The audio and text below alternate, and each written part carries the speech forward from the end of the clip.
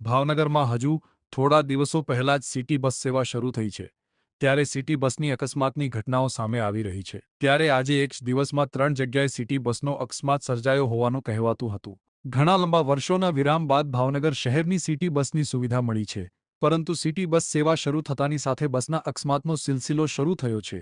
City બસના ચાલકો કઈ રીતે ચલાવતા હશે, જેના કારણે અવારનવાર અકસ્માતો થઈ રહ્યા છે। ત્યારે આજે ભાવનગર શહેરમાં ઘોઘા ગેટ તેમજ કાળાનાળા સંત કવરરામ ચોક સહિતના વિસ્તારોમાં સિટી બસનો અકસ્માત થયો હતો। કાળાનાળામાં તો 2 સિટી બસ સામસામે અથડાઈ હતી, જેના કારણે લોકોમાં ભયનો માહોલ ફેલાયો છે। ત્યારે બેફામ બનેલા આ ડ્રાઈવરો ઉપર લગામ કોણ લગાવશે, તેવા સવાલો ઉઠી રહ્યા છે।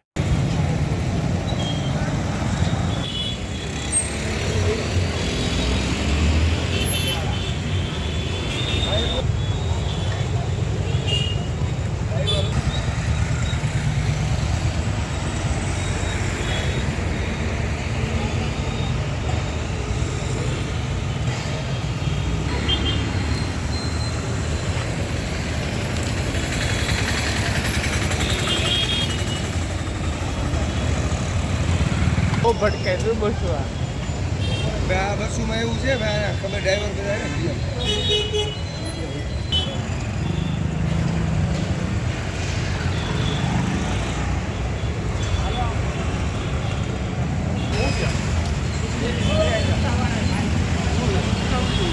હે